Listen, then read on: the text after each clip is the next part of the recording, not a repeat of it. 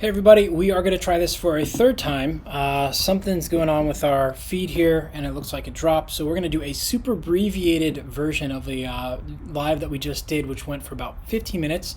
And we're going to do it in 6 because we have a coaching phone call here in 6 minutes. Okay, so short bullet points. So we were scheduled here for foam rolling and mobility to be our main topic today, and we actually received an email from CC Swisher after he or she had read my Pez Cycling News post on foam rolling. So one question though, when should we do this? Immediately after a ride, later in the evening, some other time? Thank you, CC Swisher. So the answer to this is it depends. If you're looking to light up the sympathetic nervous system to get you raring and ready to go, that fight or flight system to get you ready to go so that you can be ready for a ride, then you're going to want to do the foam rolling about 20 to 30 seconds per each of the Super 6 locations. So the anterior tibialis is one, then you have the glute medius is number 2, the lats, the chest, thoracic extension, and the quadriceps. Not in that order, it would actually be shins, glutes, quadriceps, and then you would do chest, lats, and then thoracic extension last. Now the order of these is really important. So I talk about this in my book, The Vortex Method, the new rules for ultimate strength and conditioning for cycling.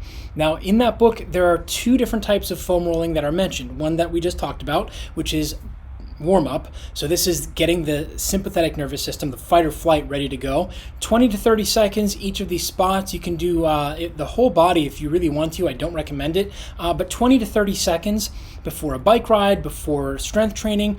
What you're trying to do is increase the mind-muscle connection, as well as to become more aware as to what's tight and what's feeling out of sorts, or what feels good that day.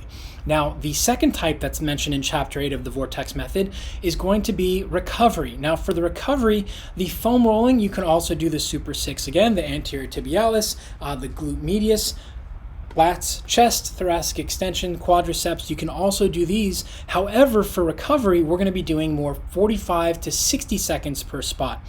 If you're doing this for warm-up, and I should mention as a whole, foam rolling, the power is not in doing it once or twice a week for a half hour. It's in doing it for 3 to 6 minutes, 3 to 6 days a week, giving your body a day off, or getting to know your body best. Maybe you do need 7 days a week, but it's in the consistency. If you go and do what I did, and I am one to well admit that I made this mistake when I first had my hip injury, the foam rolling helped it. So what did I do? Instead of doing it for the 5 to 8 minutes that the physical therapist suggested, I did what most of us do, and was like, well, 5 to 8 minutes is good, then I must be able to do it for an hour. And I did it for an hour for about 2 weeks. And what would happen is the hip would feel amazing after for about an hour, and then it would feel even worse. Why? Because as I talk about in the book, as I talk about in a number of the HVT YouTube video channels here, a muscle has 3 jobs. Number 1 is to protect a joint. Number 2 is to stabilize a joint while an adjacent joint moves, such as my elbow while my shoulder moves. And number 3 is to move a joint, so like my bicep moving my elbow. So what we want to do is make sure that we're not turning off these muscles, and that's essentially what foam rolling will do, is turn down the muscles, the muscle tone, and get you to better resting length. Or if you're using it for an appropriate warm-up, it will allow you to be able to get that mind-muscle connection and know, hey, that muscle's a little bit tight today, or to open up a shortened muscle like after a ride.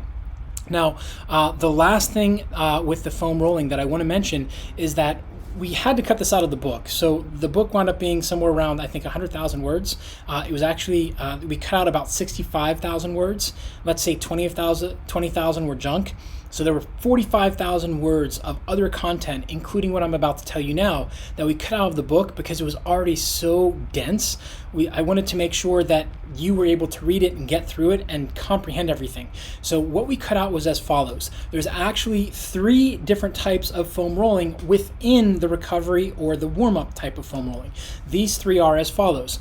Number 1 is what most of us think. We're just going to roll back and forth. So pretend this is my quadricep on my leg. Rolling back and forth is going to allow us to be able to go through and to open up those muscles. That's what most of us think of foam rolling. People say it helps with circulation. Some people say you should only foam roll away from the center of the body. Some people say you should only foam roll towards. The science is kind of out, and in honesty, we still don't really know why foam rolling really works, in all truth. but it does. So that's the first kind. That's the most common kind. Now, the second kind is where you just find the spot and you sit on it.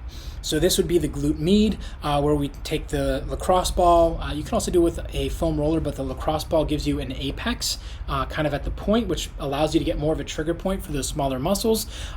That's what we would look at and sitting on it if we have a really tight muscle. So this would be something that if I'm sitting in this chair for too long, like I have been at this point, that I would want to do. We'll talk about the thing I will do instead of the foam rolling after this, and you should consider this as well. But that's the second type. Of just find the tight spot and sit on it 10 to 20 seconds or until it opens, or maximum 25 to 30 seconds if you're doing a warm-up, or 45 to 60 seconds if you're doing a recovery. But it doesn't mean you hold on that spot for that full time and then move to another one. That's it for that muscle. You get that total amount of time for the whole muscle. So 20 to 30 seconds or 45 to 60 seconds. Now, the last kind is where you find the tight spot, and let's say this is my quadricep. You find the tight spot, and then you flex and extend using the muscle on the opposing side. So this would be laying on our stomach and using the hamstring, so it would be upside down. Using the hamstring to flex and extend that muscle and kind of put it through its paces and try and loosen up that fascia from knotting up a little bit. So these are the types of foam rolling that you can also look at doing. Again, they're not in the book. They're not in Chapter 8. You'll notice Chapter 8 is pretty truncated. I think it's 10 pages, 133 to 143, something like that.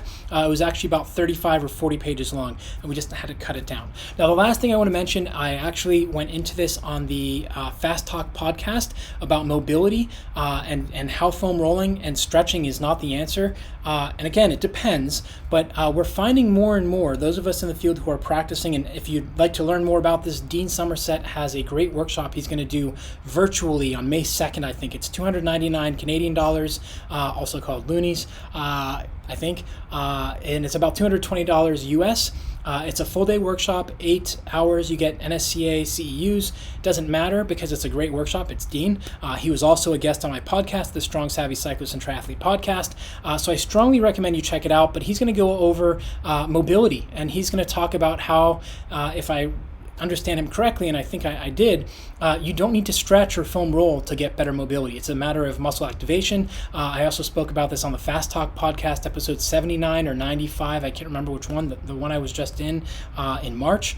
So you can listen to that, March 2020, and I talk about the different ways that you can actually increase your flexibility by going through and firing a muscle in specific positions. So instead of foam rolling the quadricep, we would fire our hamstring and our glute together, and that will open up. Now, the last thing we're going to touch on, because I have to jump on a coaching call here, is mobility. Gaining mobility without having the strength through that range of motion is just going to open you up to risk of injury. That's the short version of it. And you don't want to just be more mobile. And this is a mistake a lot of cyclists make in slamming the stem. That leads to a lot of issues because then they start stretching to get down into that more aero position, but you don't have the strength and the stability through the range of motion. So that's it for today's Almost Daily Coaching Vlog. Make sure you give us a like and a comment down below if you found this to be useful. And as you can see and hear, if you have any questions, ask us. Justin actually asked about balance training. A couple of you on Instagram who saw the Instagram workout live that I did asked why I'm using the Indo board. So that's what we're going to talk about tomorrow, is balance training, and do you actually need an unstable surface? So that's it for today. Make sure you like and subscribe down below. Please share this video or any of the other Almost Daily Coaching Vlogs or any of the HVT videos that you found useful, and I'm looking forward to seeing you guys tomorrow. I'm off for a coaching call. My apologies to you here, Chris. I'm coming. I'll see you guys soon.